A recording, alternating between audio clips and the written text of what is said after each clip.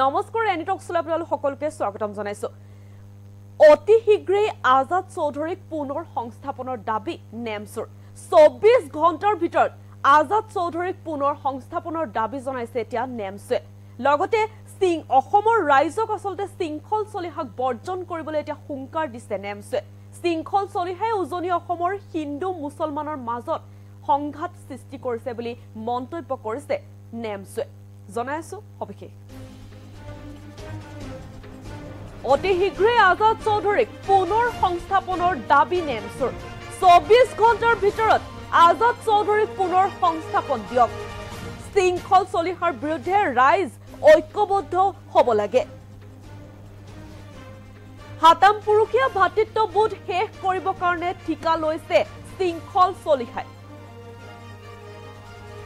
শৃংখল চলিহাক অসমৰ ৰাইজে বৰ্জন কৰক। শৃংখল চলিহাৰ মতে মুখ্যমন্ত্ৰীয়ে উঠা বহা কৰে নেকি? শৃংখল চলিহাই উজনি অসমত অশান্তিৰ সৃষ্টি কৰিব বিচাৰিছে। হিন্দু মুছলমানৰ মাজত সংঘাত লগাব বিচাৰিছে শৃংখল চলিহাই। অতি শীঘ্ৰে আজাদ চৌধুৰীক এতিয়া পুনৰ সংস্থাপনৰ দাবী জনাইছে নেমছে। 24 ঘণ্টাৰ ভিতৰত আজাদ চৌধুৰীক পুনৰ সংস্থাপন দিয়ক। শৃংখল চলিহাৰ বিৰুদ্ধে ৰাইজ ঐক্যবদ্ধ হ'ব লাগে। হাতাম পুৰুষীয়া ভাতৃত্ববোধ শেষ কৰিবৰ কাৰণে ঠিকা লৈছে শৃংখল চলিহাই। আৰু শৃংখল চলিহাক অসমৰ ৰাইজে বৰ্জন কৰক বুলি হুংকাৰ প্ৰদান কৰিছে এতিয়া নেমছে। শৃংখল চলিহাৰ মতে মুখ্যমন্ত্ৰীয়ে উঠা বহা কৰে নেকি বুলি প্ৰশ্ন কৰিছে নেমছে।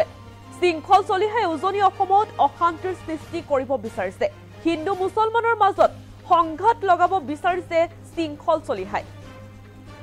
অতি শীঘ্ৰে আজাদ চৌধুৰীক এতিয়া পুনৰ সংস্থাপনৰ দাবী জনাইছে নেমছে। 24 ঘণ্টাৰ ভিতৰত আজাদ চৌধুৰীক পুনৰ সংস্থাপন দিবলৈ হুংকাৰ প্ৰদান কৰিছে এতিয়া নেমছে। শৃংখল চলিহাৰ বিৰুদ্ধে ৰাইজ ঐক্যবদ্ধ হ'ব লাগে।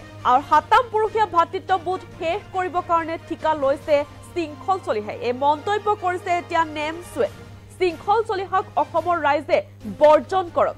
শৃংখল চলিহাৰ মতে মুখ্যমন্ত্ৰীয়ে উঠা বহা কৰে নেকি বুলি প্ৰশ্ন কৰিছে নেমছে।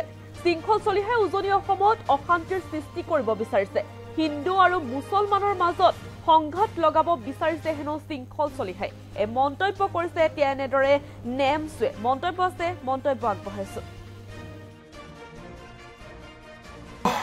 ঈদ আহি আছে আৰু সেই ঈদৰ আগতে শৃংখল চলিহাৰ কথা মতে অসমৰ মুখ্যমন্ত্ৰী ডাঙৰীয়াই আৰু যোৰহাট পৌৰসভাই এই ঈদৰ আগতে আজাদ চৌধুৰীৰ যি ঘৰ সম্পত্তি যে উচ্ছেদ কৰিলে, এয়া বৰ অসহনীয়, বৰ দুৰ্ভাগ্যজনক কথা।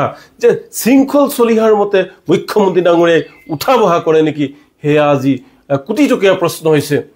মই উত্তৰ অসমৰ উজনি অসমৰ সকলো ৰাইজকে মই অনুৰোধ জনাম, এই শৃংখল চলিহা নামৰ ব্যক্তিজনে উজনি অসমত এটা অশান্তিৰ সৃষ্টি কৰিব বিচাৰিছে। হিন্দু মুছলমানৰ এটা সংঘাত লগাব বিচাৰিছে। আমাৰ যিটো হাতাম পুৰুষীয়া ভাতৃত্ববোধ আছে, সেই ভাতৃত্ববোধ তেওঁক বিনষ্ট কৰিব বিচাৰিছে। গতিকে ৰাইজে শৃংখল চলিহাৰ বিৰুদ্ধে এতিয়া জনমত গঢ়ি তোলক আৰু তেওঁক বৰ্জন কৰাৰ এতিয়া সময় আহিছে। লগতে অতি শীঘ্ৰে আমি চৰকাৰক আহ্বান জনাওঁ যে 24 ঘণ্টাৰ ভিতৰতে আজাদ চৌধুৰীৰ পুনৰ সংস্থাপনৰ ব্যৱস্থা কৰিব লাগে। তেওঁৰ ঘৰ বাৰী য'ত যেনেকৈ আছিলে সেয়া চৰকাৰে বনাই দিব লাগে। এওঁলোক ক'ত যাব? এওঁক ভাৰতৰ মানুহ, এওঁ বাংলাদেশী নহয়, ফৰেনাৰ নহয়। ইয়াত তেওঁৰ সম্পূৰ্ণ অধিকাৰ আছে। দাদাগিৰি কৰি কাৰোবাৰ ঘৰ ভাঙি দিব নোৱাৰে। গতিকে যদি চৰকাৰৰ প্ৰয়োজন আছিলে তেতিয়াহ'লে অলপ সময় দিব লাগিছিলে, তেওঁক নটিচ কৰিব লাগিছিলে। তেওঁক মাত্ৰ আধা ঘণ্টা সময় দিয়া হ'ল। আধা ঘণ্টা সময়ত কি ইমান যুগ যুগ ধৰি থকা, ইমান বছৰে থকা এটা ঘৰৰ সা সম্পত্তি ক'ত লৈ যাব? তেওঁতো ব্যৱস্থা কৰিব লাগিব আজাদ চৌধুৰীয়ে ক'ত নিব নিনিব। গতিকে সম্পূৰ্ণ নথি পত্ৰ থকাৰ পিছতো এজন ভাৰতীয় মানুহো আজাদ চৌধুৰীৰ ঘৰত যি বুলডোজাৰ চলিছে, এই ক্ষেত্ৰত আমি নেমছে ক'ব বিচাৰোঁ যে অতি শীঘ্ৰে আজাদ চৌধুৰীৰ পুনৰ সংস্থাপনৰ ব্যৱস্থা কৰিব লাগে আৰু শৃংখল চলিহাৰ বিৰুদ্ধে ৰাইজ ঐক্যবদ্ধ হ'ব লাগে।